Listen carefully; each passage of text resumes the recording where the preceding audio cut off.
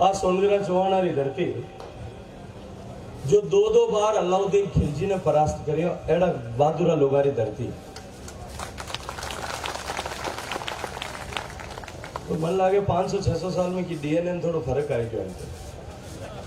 खिलजी आंधी में जो नहीं उड़िया वे थोड़ी गांधी आई जो भागता ही छूटिया, कोई उठिन जाता हो कोई उठिन जाता हो। दी आई कहो भाई दी आई कहीं हो तो सबो माथे आतो। अरे छोटा मोटा तूफान हो झालोर लोग घबरा जाए और गोडवाड़ा लोग घबरा जाए जन कौकर काम चली। दोनों हाथ ऊपर करो, मुट्ठी बंद करो और पूरी ताकत से बोलो भारत माता की, भारत माता की। मुंह तो देखियो आयोजन देखे जल शक्ति मंत्री आता आवड़ो घणो लोग आगता हो थोड़ी हवा करो ठंडी। राम दिन क्यों भाई थोड़ी हवा ठंडी करो, ठंडी करी थी तो लोग तो कोई हटिन जातो कोई उठिन जातो। भारतीय जनता पार्टी द्वारा राजस्थान के 200 विधानसभा क्षेत्रों में परिवर्तन के संकल्प को लेकर आयोजित की जा रही इन यात्राओं के क्रम में आज जालोर सिरोही संसदीय क्षेत्र के पहले पड़ाव बाड़मेर से निकलकर शिवाना होते हुए आज विशनगढ़ की इस ऐतिहासिक धरती में आयोजित इस पहली सभा में मंच पर उपस्थित भारत की सरकार में मेरे साथी बाड़मेर जैसलमेर के सांसद, किसान नेता, कृषि राज्य मंत्री भाई कैलाश चौधरी जी,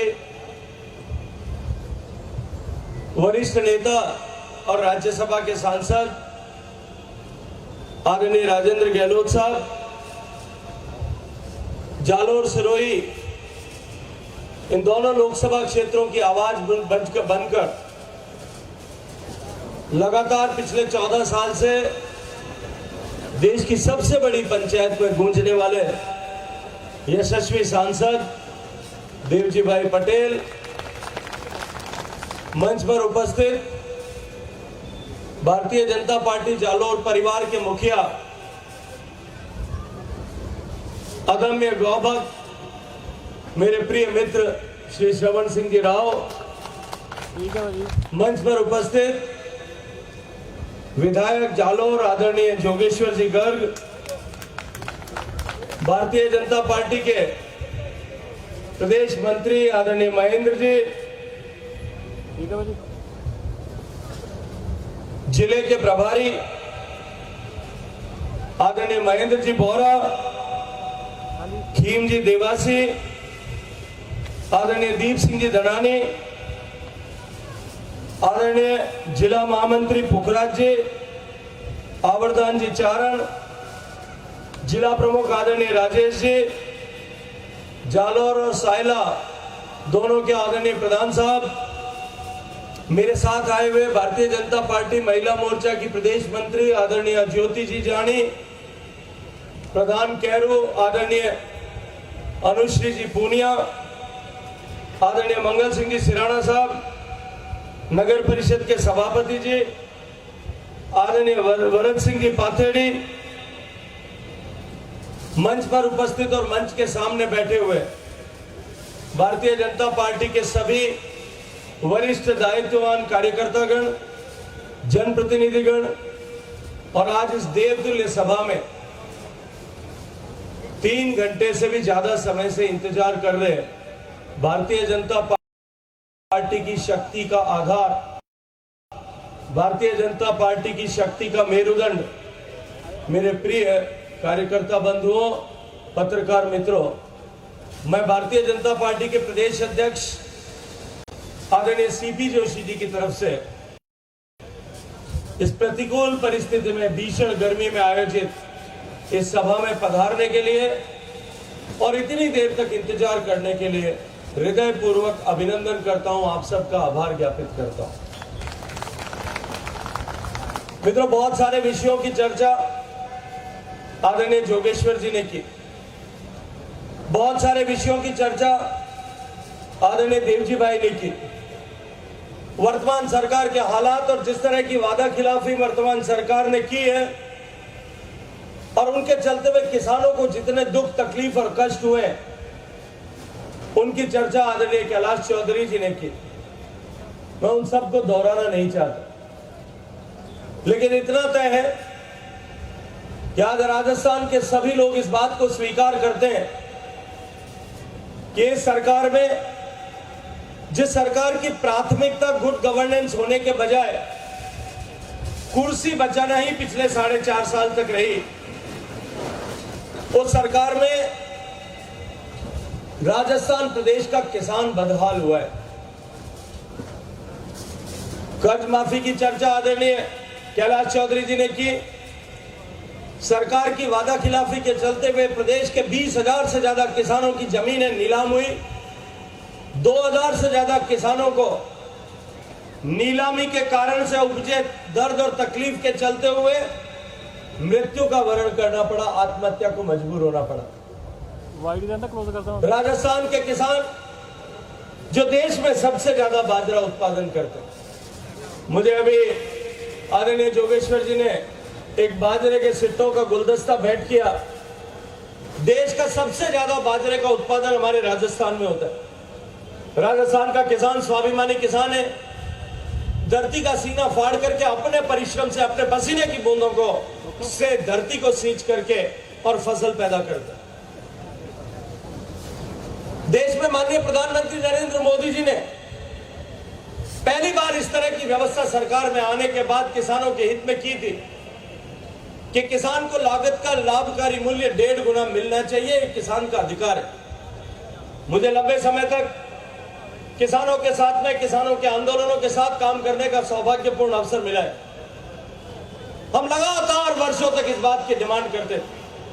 हर फसल चक्र के समय करते थे, रबी के समय में, खरीफ की बुआई के समय में, कि किसान को एमएसपी जो है लागत का 1.5 गुना मिलना चाहिए। वो किसान का अधिकार है। मैं अभिनंदन करना चाहता हूं आज मैं इस मंच पर खड़े होकर के इस किशनगढ़ की पवित्र धरती से माननीय प्रधानमंत्री नरेंद्र मोदी जी का, कि उन्होंने किसान को इस मांगने के झंझावात और झंझट से मुक्त करते हुए लागत का 1.5 गुना लाभकारी मूल्य मिलेगा, इसको हमेशा हमेशा के लिए सुनिश्चित करने का काम किया।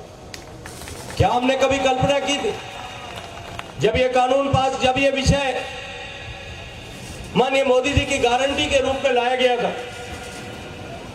तब मुझे भी कृषि मंत्रालय में कैलाश जी की जगह काम करने का सौभाग्यपूर्ण अवसर मिला था। करने के बावजूद भी राजस्थान की सरकार बाजरे की खरीद नहीं करती। गुजरात खरीद रहा है,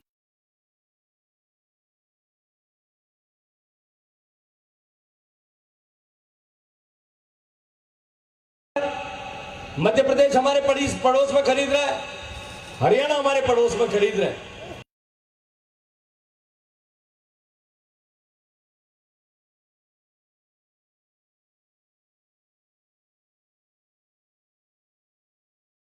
पिछले साल बाजरे का एमएसपी 2350 रुपए था और अब की बार बढ़कर के कैलाश जी 2500 रुपए हो गया। 2350 रुपए में बाजरा हरियाणा के किसान का बिकता था, गुजरात के किसान का बिकता था, मध्य प्रदेश के किसान का बिकता था। लेकिन मेरा जालोर का किसान, किशनगढ़ का किसान, वो अपने खून पसीने से पैदा किया हुआ बाजरा जो है वो 1000 से 1200 रुपए के बीच में बेचने के लिए मजबूर हुआ। आप कल्पना करिए, राजस्थान जितना बाजरा पैदा करता है, हर किसान के एक एक बोरी में 1,000 रुपए का नुकसान पहुंचाने का पाप किसने किया? क्या उसके लिए अशोक गहलोत सरकार को पैसा देना था? केवल एक चिट्ठी भारत सरकार को लिख करके भेजनी थी। लेकिन क्योंकि वो लिखने से किसान के घर में मोदी जी का भेजा हुआ 1,000 रुपया अतिरिक्त एक बाजरे की बोरी पर आने वाला था और उनको राजनीतिक रूप से भय लगता था कि यदि किसान को 1,000 रुपया अतिरिक्त मिला तो मोदी जी के प्रति जो किसानों के मन में भावना है वो थोड़ी और गहरी हो जाएगी। ये घाटा पहुंचा करके इस भावना को गहरा होने से रोकने की कोशिश की। ऐसा रोका जा सकता है क्या? मैं आपको पूछना चाहता हूं, मोदी जी के प्रति जो आपके मन में प्रेम है वो कम किया जा सकता है क्या? आपका नुकसान करके कर सकते हैं क्या? ये पाप किसने किया है? ये पाप अशोक गहलोत सरकार ने किया। और अब की बार तो परिस्थिति और भी खराब। एक तरफ जहां राम रूस गया, पिछले 87 साल में सबसे सूखा अगस्त का महीना पिछला इस साल का अगस्त का महीना निकला। बरसात की तरसते तरसते एक बरसात के इंतजार करते करते हमारी आंखें पधरा गई और बच्चे के समान पाली हुई किसान की फसल जो है वो देखते देखते पीली पड़ करके चौपट हो गई।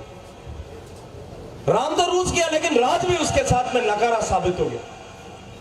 एक तरफ जो इस किसान की गिरदावरी करने की आवश्यकता थी, इस समय में जब किसान के खेतों की गिरदावरी करने की आवश्यकता है, तब सारा राजस्व विभाग का कर्मचारी पटवारी से लेकर गिरदावर तक सारे लोग हड़ताल पर बैठे, पूरे राजस्थान में हड़ताल पर बैठे हैं।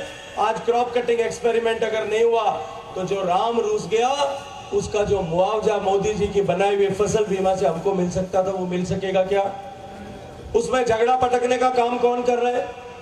ये अशोक गहलोत सरकार कर रही है। और मैं आज आपके सामने इस जिम्मेदारी से इस मंच पर खड़े होकर के कहता हूं और उनके ऊपर आरोप लगा करके कहता हूं, ये ऐसा इसलिए कर रहे हैं ये पाप क्योंकि इनको ये बात का भरोसा हो गया है कि उनकी सरकार जाने वाली है, 1 महीने में आचार संहिता लग जाएगी। आचार संहिता लगने के बाद में ये किसी तरह का दबाव नहीं बना पाएंगे, गिरदावरी नहीं होगी, फसल की रिपोर्टिंग नहीं होगी, क्रॉप कटिंग एक्सपेरिमेंट नहीं होगा, तो बीमा कंपनी को मुआवजा देना नहीं पड़ेगा। और बीमा कंपनी के साथ में इन्होंने अंदर खाते अपनी जेब में चांदी भरने के लिए सेटिंग कर ली। ये प्रदेश के किसान के साथ में धोखा करा। ऐसी धोखेबाज सरकार को हमको बदलना चाहिए कि नहीं चाहिए? उसके लिए इससे बड़ा तूफान लाना चाहिए कि नहीं लाना चाहिए? इससे बड़ा तूफान आ जाए तो भी उसमें हमको डट करके खड़ा रहना चाहिए कि नहीं रहना चाहिए? फिर हम क्यों भाग रहे थे भाई? क्या हालात राजस्थान के? एक तरफ राम रूसने के कारण से किसान की फसल बर्बाद हुई और दूसरी तरफ इस राज के नाकारापन के कारण से जहां खेती बरसात के पानी के साथ साथ में ट्यूबवेल से या सिंचाई की सुविधा से खेती होती है, आज बिजली नहीं मिल पाने के कारण से वहां का किसान अपनी फसल को अपने सामने सूखते हुए देखने को मजबूर हो गया। ट्यूबवेल में पानी है, डीजल राजस्थान में देश का सबसे महंगा है, इसलिए डीजल जला करके खेती करना पर्चे नहीं खाता। अब किसान बेचारा क्या करे? 6 घंटे बिजली देने का वादा करने वाली सरकार 60 मिनट भी बिना ट्रिपिंग के बिजली नहीं दे सकती। आपको बिजली मिल रही है क्या? बताओ मुझे, हाथ खड़े करके मिल रही है क्या? और ये जो पत्रकार यहाँ बैठे हैं, पत्रकारों से कहूंगा कि अपने कैमरा को उस तरफ करके देखो और इस सरकार को संदेश पहुंचाओ कि ये फ्री की बिजली नहीं चाहिए, इनको बिजली चाहिए। बिजली या मुफ्त की बिजली चाहिए या बिजली चाहिए? आप तय करके आज बताइए। ये 2500 यूनिट 2000 यूनिट मुफ्त की बिजली का झुंझुना पकड़ा करके किसान को ठगने आए। किसान को वसुंधरा जी के राज के समय से 850 रुपए प्रति माह बिजली का अनुदान मिलता था कि नहीं मिलता था भाई? 850 रुपए मिलता था। 12 महीने का कितना होता है? 10,000 रुपए। 4.5 साल का कितना होता है? 45,000 रुपए। मतलब 45,000 हमारी जेब में से निकाला और हमको कहते हैं कि तुमको 2000 यूनिट बिजली फ्री देंगे। हमको इतना बेवकूफ समझाएगा? राजस्थान के किसान को गिनती नहीं आती है क्या? राजस्थान के किसान को हिसाब किताब नहीं आता है क्या? भोले पने में पिछली बार 1 से 10 की गिनती का जो है हमने विश्वास कर लिया था। मैं आपसे एक बात पूछता हूँ, मेरी इतनी माताएं बहनें यहाँ बैठी है, आपे कदे घरे रसोई में आडो खुल्लो रह जावे और भगोला में दूध पड़ी हुए बिल्ली और दूध पी जावे, एक दिन तो पी जावे तो अफसोस करा, दूसरे दिन हिली हिली बिल्ली पाछे आ जाए तो आप कहीं करा भाई? राम धर्म बताओ कहीं करो आप लोग? चीपियाऊ के बेलनू पकड़ क्यों? हम बताओ, पिछली बार आपने 10 तक गिनती गिना और गेला बना गया, हम क्या कहीं करना आवे तो है? बढ़िया तेल पायोड़ा, खाड़ा ने बढ़िया पॉलिश करियोड़ा खाड़ा तैयार रखना पड़ी, नहीं तो इन तरह आपने ठगी देना अपन काम की करते। इन्होंने सबके साथ में धोखा किया, किसान के साथ में धोखा किया है। इसलिए आज राजस्थान का किसान खून के आंसू रोने के लिए मजबूर खड़ा है। और उल्टा ये किसान को 2000 यूनिट बिजली फ्री देंगे, अभी तो दी को नहीं दे, बिजली नहीं दे रही, फ्री कटो दे। घर की बिजली तो, किसान की बिजली तो गई जो गई, घर की बिजली भी ले गए। और वो किस लिए ले गए वो भी मैं आज आपके सामने खुलासे से कहना चाहता हूं। इन्होंने मुफ्तखोरी के नाम पर जिस तरह से काम किया, कोयले का पैसा नहीं भरा, राजस्थान के कोयले का पैसा नहीं भरने के कारण से कोयला कंपनियों ने इनको कोयला देना बंद कर दिया। अब फोकट में कोई कितने दिन देगा भाई? आपका मेरा लिहाज करके 6 महीने दे देगा, उसके बाद तो नहीं देगा। जब कोयला कंपनी कोयला नहीं दे रही है तो ये महंगी बिजली मार्केट से खरीद रहे हैं। ये सारे दिन बड़े बड़े उद्योगपतियों को गाली देते हैं। मैं आज इस मंच पे खड़ा होकर के कह रहा हूं, उन्हीं उद्योगपतियों के साथ में गलवैया करके और महंगी बिजली खरीद करके उस कमीशन में अपनी जेब भरकर और चांदी भरना चाहते हैं। ये पाप आपके घर में बिजली देने का ये इसलिए कर रहे हैं, इसलिए आपके घर में बिजली कटौती हो रही। ये मुफ्त की बिजली देने का, मुफ्त की किसान को बिजली देने का। भाई आप अगर डंगू बाजरी पाक जाती, अब डंगू मारा मूंग पाक जाता तो आपने 6800 रुपया खराब डिस्कार्ड हो, बिल्कुल आउटडेट हो, कुतकियो देवे लुगाए वो चेज तो हो गए। आप घर वाला ने खुद ही खरीद ला देते था, नहीं देता। 2 बोरी बाजरी मारी अगर डंगू बिक जाती तो 2500 रुपया में बाजरी सरकार खरीदे, और अब की बार तो मोदी जी ने मेहरबानी हो 3500 रुपये तक बाजरी बिकती। तो 2 बोरी बाजरी में आप खुद ही ले आओ, मोबाइल आपने आ रही खैरात की जरूरत है कि अपने मन भावी जड़ो बढ़िया लावा नहीं ला। और उसके बाद में एक नया नाम इन्होंने और कीर्तिमान स्थापित किया।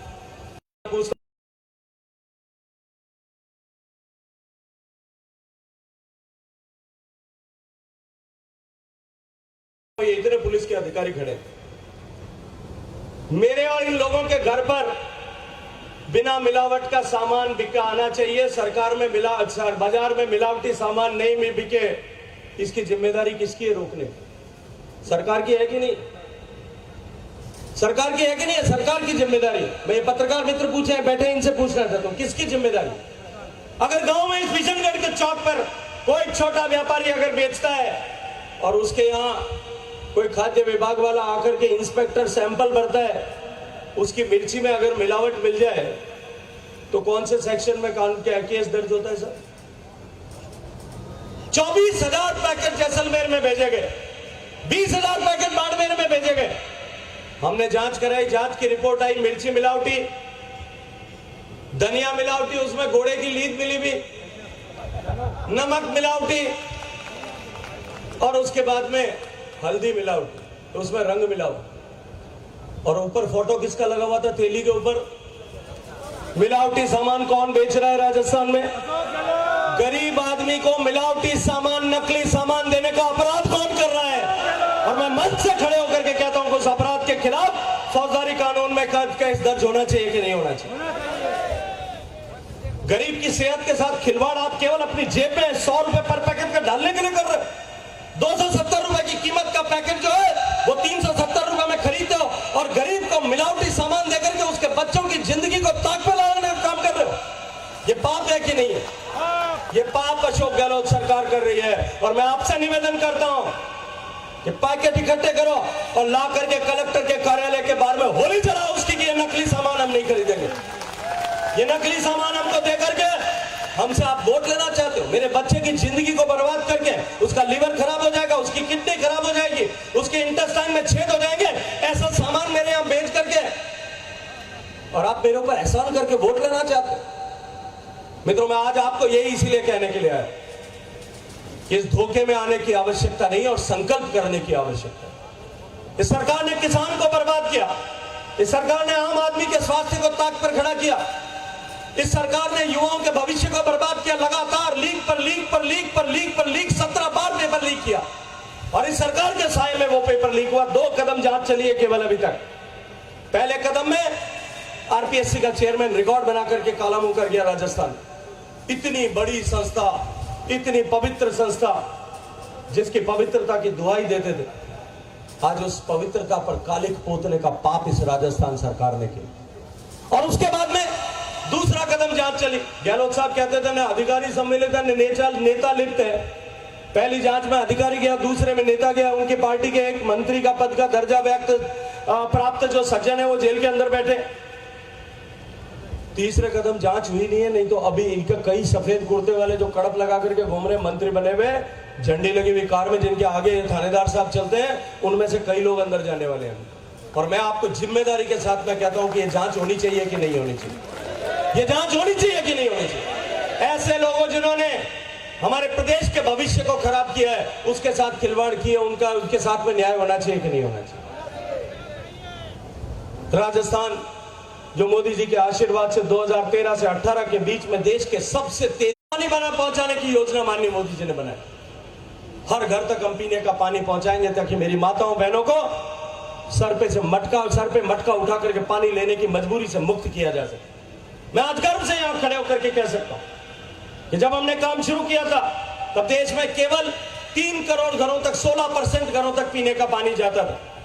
आज मैं गर्व के साथ में यहां खड़े होकर के कह सकता हूं कि आज जब मैं आपके सामने खड़ा हूं, मैंने यहां बैठे बैठे अभी मोबाइल में चेक करके कंप्यूटर पे उसका मैसेज लिखा है, आज की तारीख में देश के 2/3 घरों तक 66.66% घरों तक पीने का पानी नल के माध्यम से पहुंचता है। 3 करोड़ को 13 करोड़ तक पहुंचा है। और इस संकल्प के साथ में काम कर रहे हैं कि 2024 तक एक भी मां को घर से पानी लेने के लिए बाहर नहीं जाना पड़े। लेकिन दुर्भाग्य इस राजस्थान में यहां जो नकारा निकम्मा सरकार है, हर चीज में जिसके लिए भ्रष्टाचार और पैसा कमाना जिसकी प्राथमिकता है, उसके चलते हुए जो राजस्थान वसुंधरा जी के राज में, भारतीय जनता पार्टी के राज में डबल इंजन की सरकार के समय अव्वल नंबर पर होता था, दूसरे नंबर पर होता था, वो आज नीचे से पहले या दूसरे नंबर पर खड़ा है। ये दुर्भाग्यपूर्ण स्थिति